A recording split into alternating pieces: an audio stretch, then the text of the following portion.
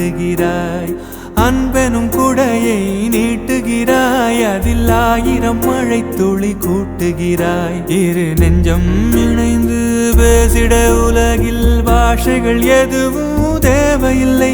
சிறு புல்லில் உறங்கும் பனியில் தெரியும் மலையின் அழகோ தாங்கவில்லை.